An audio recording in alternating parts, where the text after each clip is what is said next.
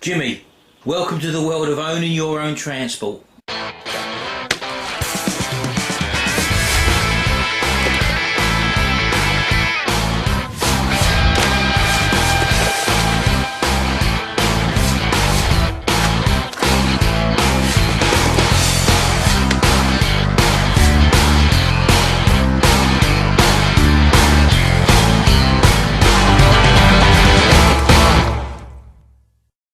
Well, as you can see here, Jimmy's been a little bit unlucky.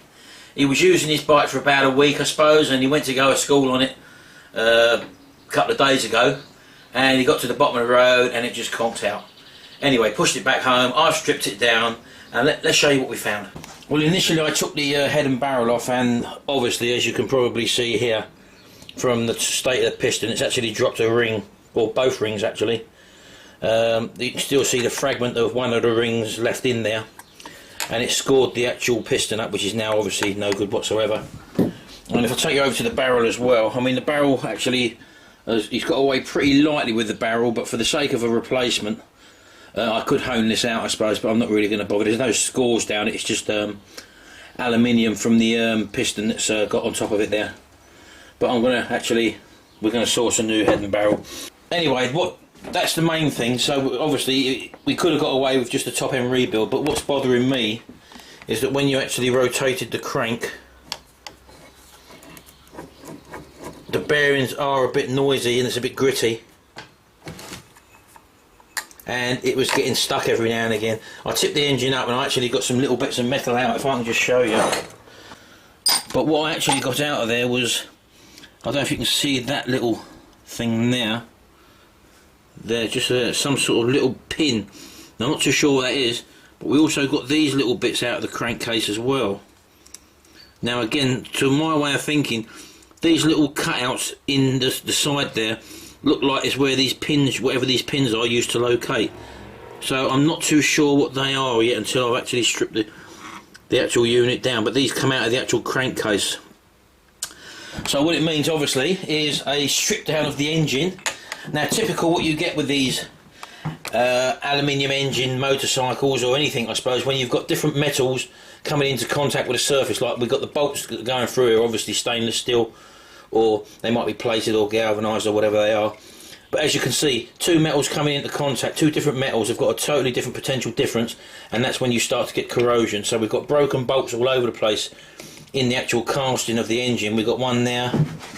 If we turn the engine over this way, as you can see from the casing to the flywheel housing, that one's okay, that one come out okay. That one actually snapped the head off, that one snapped the head off, and there's a few more around that have actually snapped off bolts. So that is something else we're going to have to look at. But initially what I've got to do now is to split the... I've taken the variator off of this end of the belt, the actual crankcases. And if you can see the join there, there's a join going straight down the middle there. We've got actually split this crankcase so we can gain access to the bearings. So that means taking off this flywheel and the stator underneath. For that you need a special puller. So we've got the old flywheel puller there. So I'm going to get this off now hopefully, and then we'll split the crankcases, which is going to involve probably heating them up a little bit and then withdrawing them off the shafts anyway. So that's what I'm going to do now. Right, so all I've basically done there is winding the tool into the actual stator rotor, and then I've wound the actual centre spindle down, and I actually cracked the joint like that, and that has cracked the pulley off the rotor, so that should now lift off. I just carry on winding that through, as you can probably see. That's actually got that off now, so that come off actually pretty straightforward. I've now got the stator assembly inside, and again the wires come through the back here, which I've actually got bagged up at the moment. That goes to the rest of the engine, the rest of the motorcycle. So what we've got now is 3 mounting bolts there, which fix the stator to the actual crankcase half, which I've got to remove now. So again, it looks like it's just 3 screws here to get this whole unit off. I mean, these things do happen. As I say, I've had this happen myself. It's just unfortunate that after the work he's done on it, with the bodywork, it was absolutely running lovely, this bike. And for components failing, like as I say, piston rings for example, on a 2-stroke can be either a simple little job where you just have to replace the piston rings if you haven't done any damage and maybe hone the barrel out a little bit, or it could be a lot more serious if the actual piston ring drop into the actual crankcase of the engines and possibly do damage in there. So that's possibly what's happened here. So there we go, they can only go on one way, these, so again the wires are coming through the engine. I see there's another little wire there which goes underneath to this pickup, I think, yeah. There we go, and as you can probably see there's 1, 2, 3, 4 more bolts underneath the actual stator mechanism which you have to remove to actually split the crankcases. So this all, as I say, has to come off, so I'm going to do that now. Now, what's holding us up now from splitting the crank is the actual bracket that holds the centre stand on. Now, as you can see there, it's a bolt that comes through there, which I've actually got out. I've actually squirted lube and I've persevered with it and got that one out. But these two nuts here, you've got this one here and this one here, which is just literally sheared the heads off, and they go through either side of the crankcase. There's parts I need to separate, and that's the bracket which has got to come off. So I'm going to have to sacrifice this bracket, I'm afraid, initially, just to cut along there and cut along there. If I have to either weld it up again, that's not a problem, or failing that I'll have to source a new bracket. But I'm then left with a problem then afterwards, once I've split the crank, is to get these actual studs and the remaining part of the bracket off. So I'm going to get the Dremel tool now and just cut down either side of there, as you can see there, and release the bracket so that I can actually split the crank. Right, okay, let's give this a go. Always remember to wear your safety glasses. So I'm aiming to cut along here so I can release the bracket.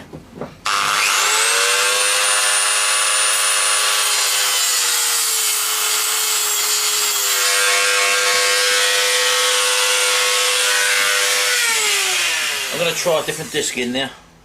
Right, I've got a bigger disc on this time and a proper cutting disc to see how this one does.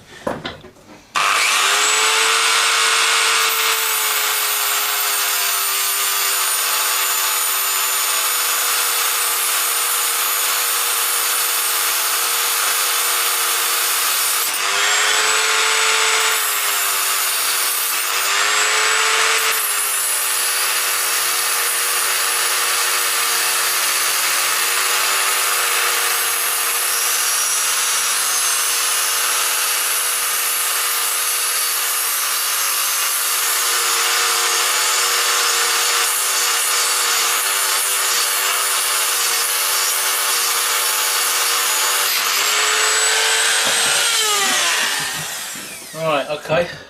I think we've virtually gone through that. It's got caught right at the last part of the yeah, it's gone through. I've seen it's broken. If you can just see that there flexing, look. Let's zoom in a bit so you can see it. If I just give that a little flex there, as you can see, we're through. The thing with them Dremels, them discs are actually really thin. You can really just snap them with your fingers. Brittle, they're so brittle.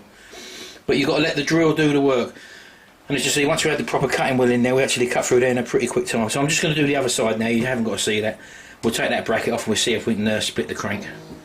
Right, here we go. I've just cut down the other side and hopefully, yep, there we go.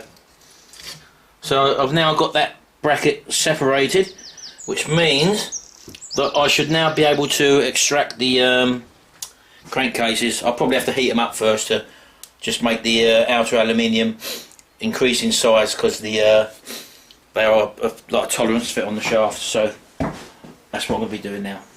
Right, we've got all the bolts out now. I haven't actually taken the stator right away off because I couldn't be bothered to feed that cable all the way through. So what I'm going to do now is just take a heat gun and heat up around the aluminium on the outside, and hopefully that will increase it will open up the aluminium and they'll be able to take it off the shaft.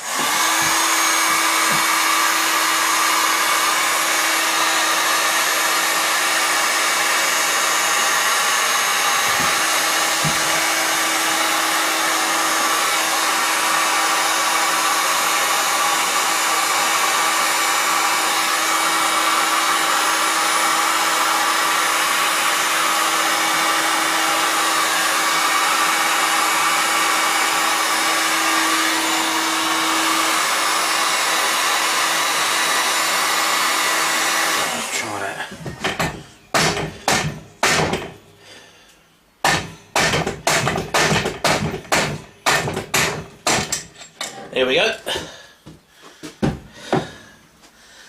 So there's the crankshaft.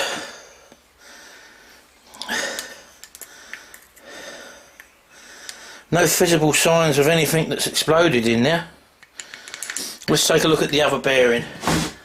Ha ha ha! It all becomes clear. It all becomes clear. And as you can probably see, that bearing was actually shattered. Look, there's bits missing all over the place, look. So it's going to definitely need new bearings anyway. And there's our problem. There we go, we'll see you in the next stage of the video once we decide what we're going to do with this engine.